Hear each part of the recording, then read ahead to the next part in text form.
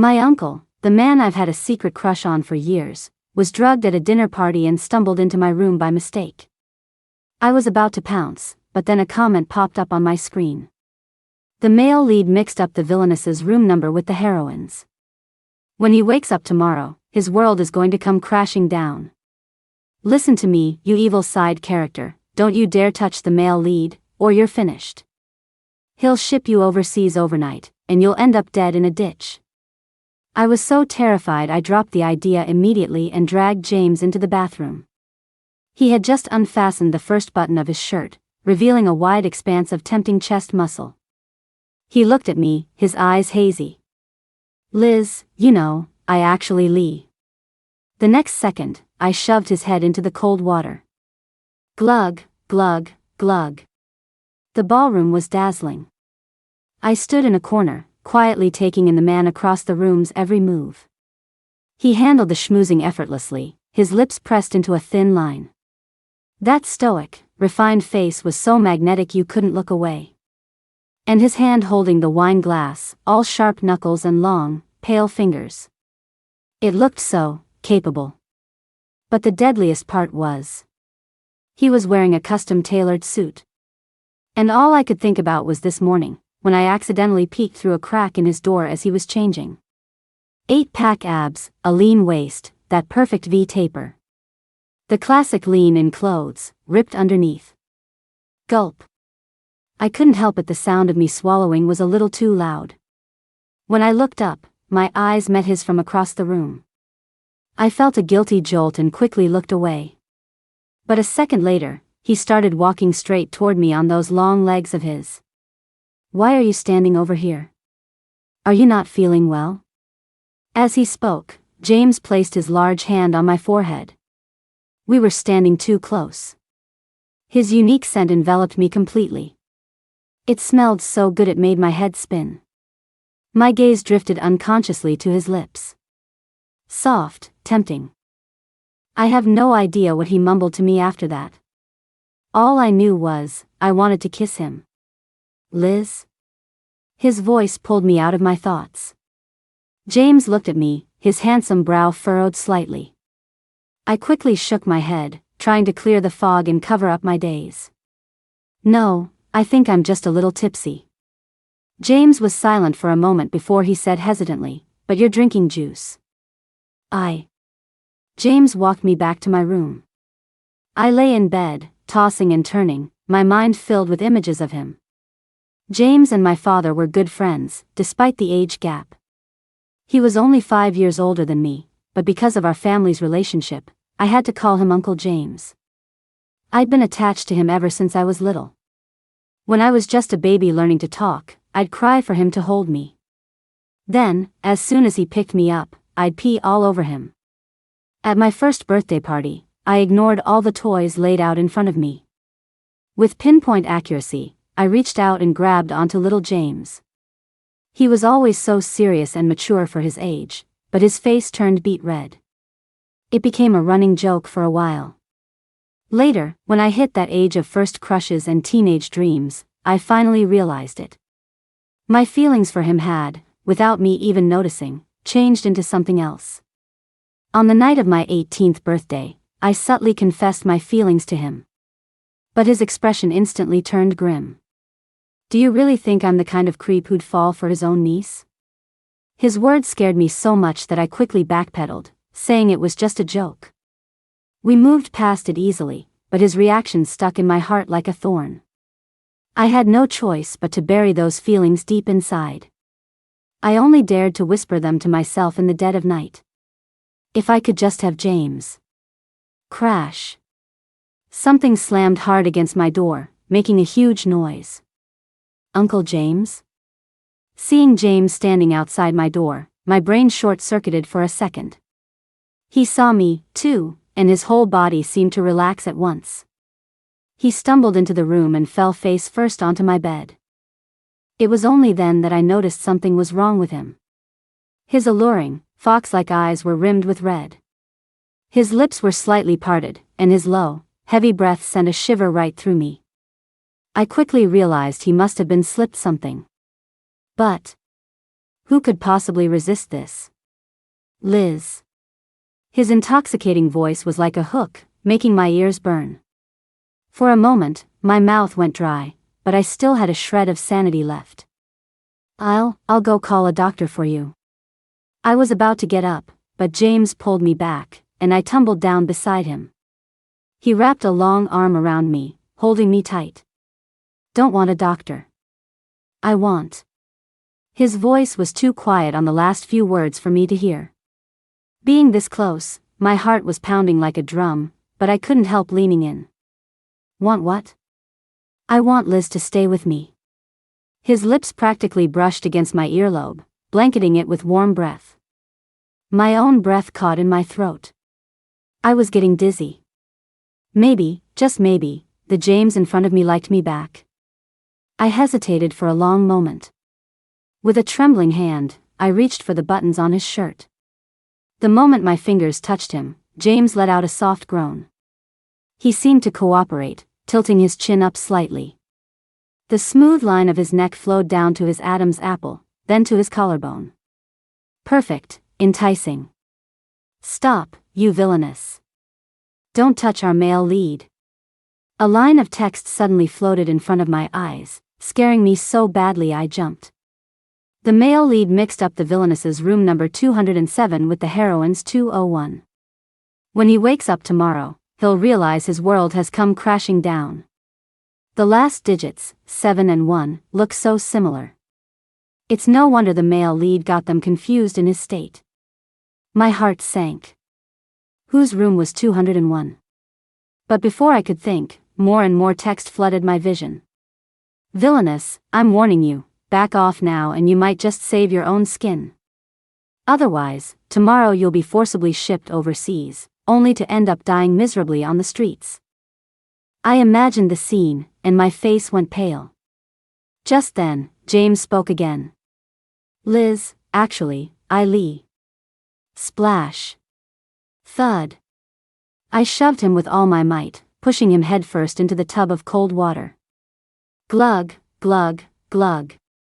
After that night, James got sick. He had a high fever that wouldn't break, and he was sick for days, but I never dared to go see him. I also learned from the pop-up comments that the world I lived in was actually a super sweet romance novel. But the sweet and romance parts had nothing to do with me. I was just the villainess. The male lead was James. After our one-night stand, he wouldn't have known how to face me, and especially not how to face the female lead. So he would have shipped me overseas that very night, abandoning me in a foreign country. And I would have ended up rotting in some forgotten corner. The thought sent a wave of fear through me. Thank God I put a stop to it that night. Otherwise, I would have been a goner. Hey, what are you spacing out for? As I was lost in thought, a voice came from behind me. I instinctively turned my head, and another head leaned in toward me at the same time. A faint scent of cedar filled my nose. My lips almost brushed against the side of his face, we were that close. On pure reflex, I jumped back several feet. Jake! Are you trying to give me a heart attack? I gritted my teeth and clenched my fists, a vein throbbing in my temple. The boy in front of me had a lazy look in his eyes. He was wearing a black sleeveless shirt, expertly spinning a basketball on his fingertip. The muscles in his arm were lean and powerful. I called your name like 5 times. Is it my fault you didn't hear me? He tucked the basketball under one arm and smirked, the picture of arrogance. I couldn't help but roll my eyes at him. Haven't seen you in a few days. You're looking more punchable than ever. Jake stroked his chin, pretending to think. Shouldn't that be more handsome than ever? My silence was deafening. But I was already used to his smart mouth. He'd been like this since the first day I met him in middle school. The golden boy of the family, the most popular guy at Bayside High.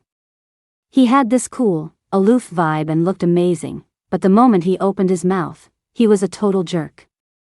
After graduation, we both got into the same university. On the first day of school, he was all over the campus confessions page. But the second he started talking, people nicknamed him Looks Can Be Deceiving. I didn't know whether to laugh or cry. All right, spit it out. What do you want? I raised an eyebrow at Jake. Well, Jake scratched the back of his head, suddenly looking a little awkward. The mouth that was usually so quick with insults was now tripping over its words. I want to get a gift for a girl, but I have no idea what to get. So I figured I'd ask you to come help me brainstorm. The second he finished, my eyes lit up with excitement. The gossip was practically radiating off him. Who is it? Who is it? Is it a girl you like? I couldn't help but lean in closer, studying Jake's face for any clue. But he immediately turned his head, avoiding my gaze. I moved right, he moved left. I moved left, he moved right. No matter what, I couldn't meet his eyes. I was practically bouncing on the spot with impatience. I rattled off a few more names, but he shot down every one of them. He was clearly getting annoyed, but a blush was creeping up his fair cheeks. Ugh, just stop asking. All you need to do is come with me. Before I could react, the warmth of his hand wrapped around my wrist. The next thing I knew, Jake was dragging me away. Wait, hey, ugh. We spent the whole afternoon shopping, covering nearly every mall in the city. I'd point to something and say it was cute. Jake would shake his head. I'd say another thing looked good. Jake would shake his head again. I'd gesture to something else, and Jake would still shake his head. Liz, can you please focus and actually try to pick something good? My eyes were blurry, and I felt like I'd lost all my strength and ideas. I was about to lose it. Seriously? This is no good, that's no good. Jake, are you just messing with me on purpose? Jake shrugged. It's because you look at all of them the same way. It means the gifts are just okay. I want something that you genuinely think is special, something different. God, he was impossible. So high maintenance. You'd better be buying me dinner. I gritted my teeth and started searching again. Finally, I stopped in front of a display case. This is genuinely nice. An incredibly delicate necklace lay there quietly. The dazzling pink gem reflected light in my eyes. But Jake didn't even glance at the necklace.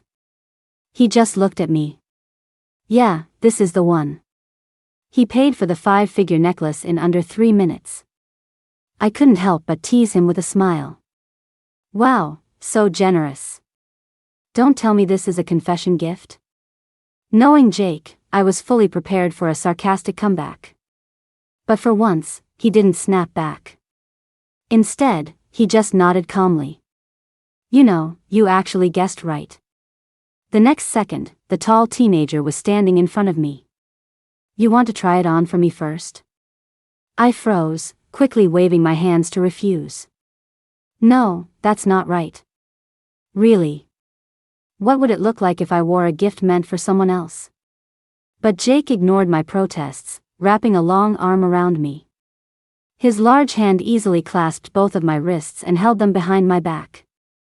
The wind blew past, carrying the scent of cedar and pure teenage boy. My breath hitched. We were so close I could have buried my face in his chest. The heat from his body warmed my face. Then, a cool sensation touched my neck. Be good, Liz. Don't move. It'll just take a second. The boy's low, husky voice was right by my ear. Out of the corner of my eye, I saw Jake using one hand to carefully fasten the necklace. I was frozen in place, genuinely afraid to move. Like a wooden doll, I stared straight ahead. A black Maybach suddenly pulled into view. The window rolled down. I looked straight into the cold, furious black eyes of the man inside the car. Liz?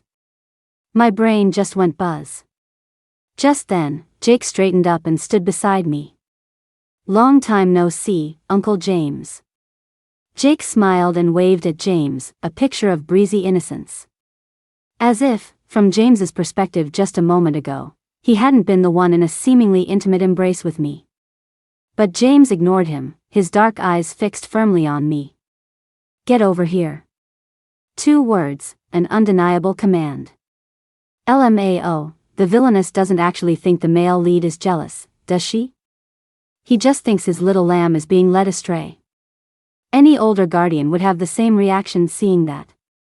Besides, did the villainess forget she has to go to the family dinner at the estate tonight? The male lead just wants her to come over so he can give her a ride. He's going to the dinner too, after all. The pop-up comments flared back to life. And I let out a long sigh of relief. So that was it. For a second there, I almost let myself get carried away again. I have plans tonight, so I'm just going to head back with my uncle.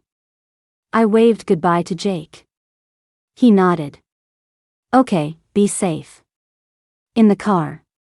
I sat next to James. The AC wasn't even on, but for some reason, I felt a chill run down my spine. Sitting that far away from me? James glanced over at me, huddled in the corner as if trying to disappear, and scoffed. You were pretty close to that kid, though. I wanted to explain that it was a misunderstanding. But the words died on my lips. After a long silence, James finally spoke, breaking the tension. Did I scare you, that night? I shook my head. No. I know you were slipped something, Uncle James. It wasn't on purpose, so it's okay. Then why have you been avoiding me for the past few days? Why didn't you come see me? I smiled. Because you were sick, Uncle. I'm not a doctor, so what good would visiting have done? James was speechless for a second, then he tried to probe, almost jokingly. So cold to me all of a sudden. Don't tell me you're dating that guy now? That's a secret. Liz. James's patience was clearly wearing thin. I'm asking you a question. And what role do you have in my life that gives you the right to ask me that kind of question? I looked James right in the eye. He paused, and my heart started to flutter with hope again. I was desperate to hear an answer that was different from before. James turned his head away, his jaw tight. As your elder, of course. My heart plummeted into an icy abyss. I turned my head too, staring out the car window. Even an elder doesn't have the right to interfere. So, you are dating him? Take a guess. No. I don't approve. It's a free country. What's it to you? Liz, you. The car pulled into the driveway just then, forcing our argument to a halt. After we got out, James and I went our separate ways, neither of us saying another word to the other. The moment I stepped inside, I noticed a woman I'd never seen before. She was sitting in the middle of the sofa, surrounded by a crowd of people. Liz, you're back. Come, let me introduce you to someone. Grandma beckoned me over. I walked over quickly, and she stood up, bringing the woman with her. This is Emily, a socialite from the family in Hong Kong. She's also your Uncle James's fiancée. A massive crash echoed in my ears, like a boulder had just shattered. What an unexpected surprise. I forced a smile and glanced at James. When did this happen? Oh, it was arranged years ago. You were too little then, Liz. Plus, I've been studying abroad for the last few years and just got back, so it's normal you wouldn't know. Emily smiled sweetly, walking over to James's side and very naturally linking her arm with his. Right, James? The pop-up comments went wild with joy. Yes. It's the female lead. We're finally saved. Look at the villainess's face, she's stunned. You'd better drop those inappropriate thoughts, they're just disgusting. Actually, the heroine was in the room next door, 201, during the dinner party. Too bad the male lead misread the number, otherwise the two of them would have already, hee. I want to see it. Yes, please. James's body tensed. But for someone who always hated being touched, he didn't pull away this time. He let Emily hang on to his arm and didn't contradict what she just said. The two of them stood together, a perfect, beautiful couple. The comments were shipping them like crazy, but my eyes stung. My appetite was completely gone. I'm going upstairs to rest for a bit. You guys go ahead and eat. But as soon as I lay down on my bed, I felt something heavy on my neck. I instinctively reached up to touch it and shot up with a jolt. The necklace Jake bought was still around my neck. I'd forgotten to take it off. Oh, crap. I quickly grabbed my phone, and as if on cue, a message from Jake popped up. Heard there's a meteor shower tonight. Wanna go see it together? He forgot to get his super expensive gift back, and all he can think about is some stupid meteor shower. Dude, did you forget something important? Come get me in a bit, and I'll give the necklace back. What? Don't tell me a certain idiot just remembered it. Okay, I feel called out. Thanks. I puffed out my cheeks, my fingers flying across the screen. Of course not. See you in a bit. I quickly gathered my things and rushed downstairs. At the dining table, Emily was sitting next to James. He placed a piece of fish into her bowl. Eat, James said coldly. The screen filled with a stream of ha ha ha ha ha. LMAO, dude was just denying his engagement to the heroine a minute ago, now he's serving her food.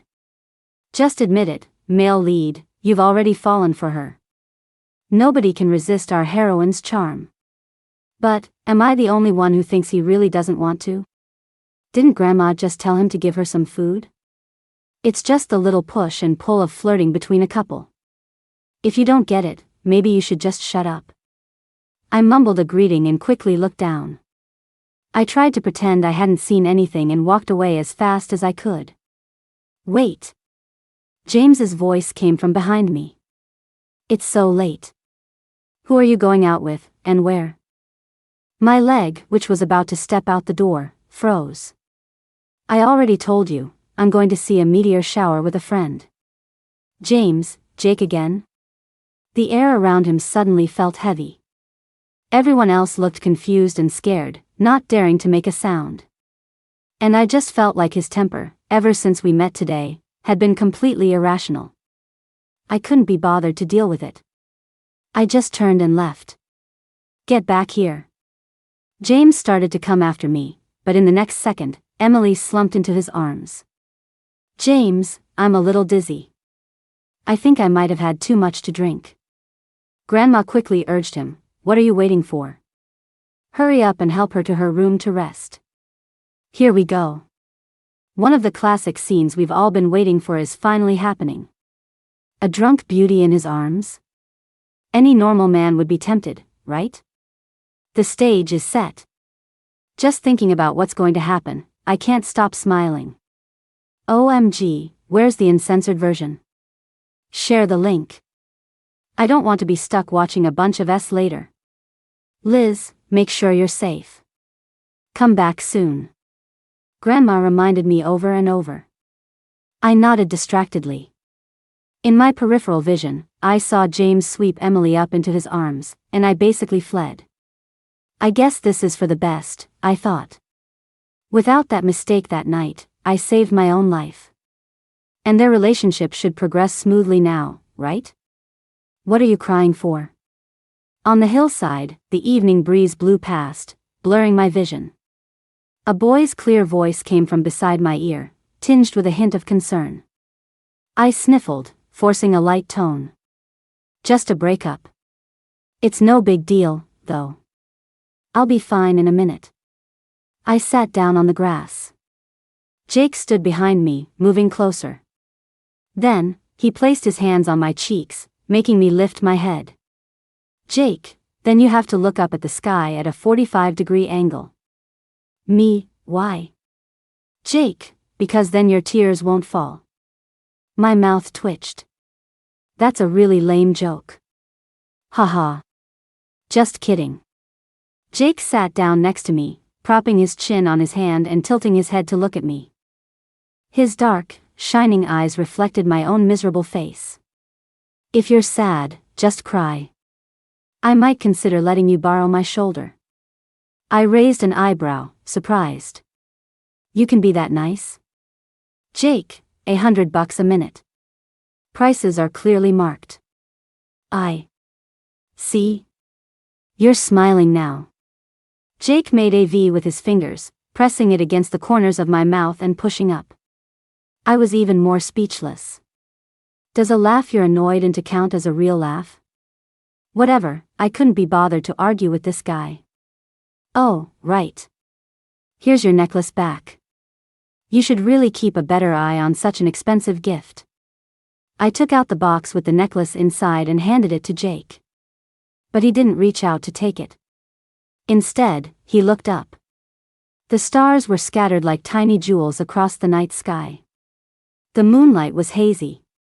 Tonight's sky was destined to be beautiful. So, how long have we known each other? I looked down and started counting on my fingers. From middle school to college. From 13 to 20 years old. A full 7 years. Jake smiled, lost in memory. When I first met you, you were squatting in a corner, just a tiny little ball. I asked you what was wrong, and you looked up at me with those pathetic eyes and said no other kids wanted to play with you. My heart went out to you, so I became your friend. It wasn't until you set off a stink bomb that got all over me that I understood why everyone else avoided you. I rubbed my nose, feeling a little embarrassed. So, did you immediately regret being my friend back then? No, Jake shook his head. I was just really pissed that you were better at it than I was. So in his mind, it wasn't about shock, just a burning desire to win. We used to love sliding down the hill on our butts, tearing holes in all our pants, but we loved it so much we'd do it again the next day. We loved stomping in puddles on rainy days, ruining our shoes, and then just grinning at each other like idiots. We both failed our exams and needed a parent's signature, so we helped each other out. But we didn't know many words back then, so we just copied a couple of random words from our new textbook. We both got a tag team punishment for that. 7 years. Jake and I had been through so much together. There was sadness and joy. We were constantly losing things as we grew up, but we were also constantly gaining things. The one thing that never changed was that, from beginning to end, we were always by each other's side. He'd seen my past and stood with me in my present. Can you repeat the question you asked me after you bought that necklace? I thought for a moment, then said tentatively, don't tell me it's for a confession. But this time, Jake's expression was completely serious. It is. The necklace you picked out, it looks really good on you. So, Liz, I like you. His fiery gaze burned my face hot. My breath hitched. Faced with a scenario I had never imagined, I avoided his eyes, my heart a chaotic mess. Are you messing with me again? You think I'm that stupid? I'm not falling for it. I'm not. Jake took my chin in his hand, forcing me to look at him again. Liz, I'm being serious. I know you've known him a lot longer than you've known me. But after all this time we've spent together, why won't you ever look at me? Jake's eyes fell, his lashes casting a sad shadow. I was completely lost. It's okay. Jake laughed softly. Whether you say yes or no, it's okay. I just wanted to be brave for once, to let you know how I feel. I don't want to be someone outside your line of sight anymore. I want to be someone you can see. Cheers erupted around us. It was the sign that the meteor shower was about to begin. They say that people who watch a meteor shower together will stay together forever. I don't know if the legend is true. But right now, at this moment, I hope it is. No matter what our relationship is, I hope I can always be by your side. As he finished speaking, a collective gasp went through the crowd. A meteor streaked across the night sky. A beautiful moment of burning light, gone in an instant. And my mind was filled with memories of me and Jake. Under the starry sky, I looked into his eyes. For a moment, I couldn't tell if it was the wind moving, or my heart. By the time I came back to my senses, the beautiful meteor shower was over. I was about to speak when that familiar, chilling feeling washed over me again. Since you're done watching, shouldn't you be heading back? I turned my head. James was standing with his back to the moon, half of his body hidden in shadow. My heart skipped a beat. How did he find me here? James held out his hand to me, his tone once again an undeniable command. Come on. Come home with me. Jake beat him to it. What if she doesn't want to? James's brow furrowed, his voice cold. She doesn't have a choice. Jake blinked at me, looking innocent and pitiful. Liz, your uncle is so mean. Not like me, I'd never force you to do anything. A vein throbbed in James's temple. He was genuinely pissed off. Come home with me. Don't make me say it a third time. This time, it was a warning. In the past, I would have thought he was just concerned about me, that he cared, and I would have happily trotted back with him. But this time, a rebellious thought sprouted in my mind. I don't want to go back right now. Liz. What? I looked up defiantly. My parents aren't telling me what to do, Grandma didn't say anything, and besides, Jake isn't some stranger. Beside me, Jake nodded furiously. That's right, I'm an insider. I couldn't help but glare at Jake. He immediately turned into a well-behaved puppy and shut up. Besides, why would I go back? To interrupt you and your fiancé's private time? What fiancé? That was just something our parents mentioned offhand years ago. You can't take that seriously. I let out a bitter laugh. Then why didn't you explain when Grandma introduced us? Why didn't you explain when Emily was hanging on your arm? What's the point of telling me this now?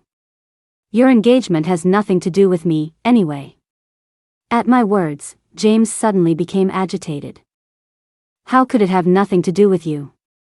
Liz, the truth is, I. He clenched his fists, but his voice grew quieter and quieter. You what? Spit it out. I scoffed. Don't tell me you're trying to say that you actually like me? In an instant, James's pupils contracted. No way, are you kidding, villainous? The male lead has always loved our heroine. Please, can you just stop being delusional? It's making me sick. Stop trying so hard, villainous. Your only purpose is to make the male lead realize his true feelings. He's always been clueless about his emotions, he just doesn't realize he's in love with the heroine yet. The text scrolled frantically before my eyes as I continued to mock James. Fine. Then say it. Say it in front of everyone. Say you like me. Say your engagement to Emily is off. Go on, say it. James stammered, well, it involves both the Zhou and Pei families, it's not that simple. I shook my head, thoroughly disappointed. Then please remember your place. You have no right to interfere in my life. And as for you and my future aunt, I can only offer my respect and best wishes. I emphasized my words heavily. James looked as if all the strength had been drained from him. His face ashen, he turned and walked away. See? I told you the male lead would choose the heroine in the end. Even though that night was a bust, the villainess still fulfilled her purpose, making the male lead realize his heart belongs only to the heroine. And he gets to stay pure for her.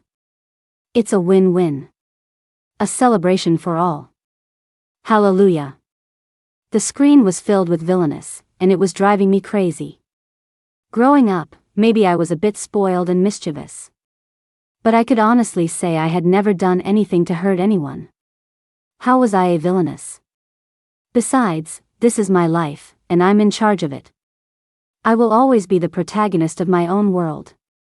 I refuse to be a side character. Are you people ever going to shut up? I screamed in my head. But strangely, that thought appeared as a bold, black and red line of text, floating across the middle of the screen. I froze.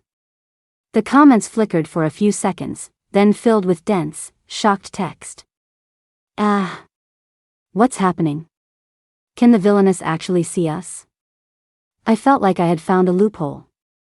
I clenched my fists, rolled my wrists, and prepared for battle. Fine. If you're going to call me a villainess, I might as well act the part. They screamed, trying to flee in a panic. But it was too late. Pow! I threw a punch right at them. the screen shattered into a blizzard of static. And my vision, finally, returned to its former calm. I shook my hand out and remembered Jake was still beside me. Seeing his jaw on the floor, I smiled. If I told you I used to see a bunch of random text insulting me, and I just smashed it all to pieces, would you think I'm crazy? But Jake just shook his head and smiled back at me. Nope. I just say, nice one. Jake walked me home. The streetlights stretched our shadows long. They swayed back and forth, and our fingertips would brush against each other accidentally. I'd walked with Jake so many times, but this was the first time I'd ever felt so nervous. I kept my head down. He would reach for my hand, then pull back at the last second, restraining himself. When we finally reached the gate of my family's estate, we both seemed to let out a sigh of relief. Tomorrow, I'll give you an answer. No rush. Because I hope we'll have many, many more tomorrows. I said goodbye to Jake. On the third floor, a corner of the curtain was pulled back. I looked up and met James's gaze. But I pretended I hadn't seen anything and went straight to my room. After that day, James started deliberately avoiding me. It didn't bother me, though. To be honest, I didn't care anymore. As for me and Jake, we agreed on a 3-month trial. We'd try dating. If at any point we felt it wasn't working, we'd stop and go back to being friends. But surprisingly, we discovered something amazing. Maybe because we'd known each other for so long and understood each other so well, we were perfectly in sync. 3 months later, he asked me to be his girlfriend again. I said yes. Jake and I were officially together. Both our families were thrilled. Except for one person. James. The night we made it official, he got completely wasted and knocked on my door. This time, I didn't let him in. He looked at me, his eyes bloodshot. The truth is, I drugged myself that night. Maybe that was the only way I'd ever have the courage to tell you that I like you. Because of my friendship with your father, I could never get over that mental block. I thought you'd understand, that you could wait for me. But I guess. Before he could finish, another head popped out from behind me. It's the middle of the night, Uncle. You're drunk. Shouldn't you be looking for your fiancé instead of obsessing over someone else's girlfriend? What kind of weird hobby is that? Jake wrapped an arm around my waist, pulling me forcefully into his embrace. James looked even more devastated. He stumbled away and fled. Coward. Jake scoffed. Then he had someone make a sign with James's picture on it, a big red X drawn over his face. Underneath, he scrawled 4 big words, "No trespassing." He stuck it right on the main gate. From now on, he's not allowed in. Jake was pouting, and I couldn't help but laugh at him. Why do I smell something sour? Where is that coming from? Oh, it's so hard to guess. Jake just pulled me into a tighter hug. He buried his head in the crook of my neck, nibbling and kissing. He wouldn't stop until he'd left his mark. Such a childish puppy, always like this. I don't care. You opened the door for him. You talked to him. I'm jealous. And, only kisses can make it better. I leaned in and pressed my lips against his. Moi, moi, moi. Jake blushed. Seeing that cool, aloof face turn bright red gave me the mischievous urge to tease my little puppy some more. Tonight, are kisses all you want? The next second, Jake's face exploded in red. The Pei family publicly announced that the engagement with the Zhou family was just a rumor. Emily was heartbroken. She went to the Pei house to find him, but was told that James had already boarded a plane overseas. After that day, I never saw him again. The only news I ever heard of him was occasionally from my family's elders. 3 years later, Jake and I announced our engagement. On the day of our engagement party, I received a photo from James. Our last message exchange was still from 3 years ago. He had come in secret. At some point, from some corner, he had taken a picture of me in my wedding dress. You look beautiful. I wish you happiness. I took Jake's hand, snapped a picture of us, and replied, "Of course I'll be happy." James settled permanently overseas. I heard Emily still hadn't given up, and the two of them were making a huge, ugly scene. The pop-up comments seemed to have been repaired. But seeing this ending, they were, without exception, all just disappointed. "This is ugly. I'm dropping this novel."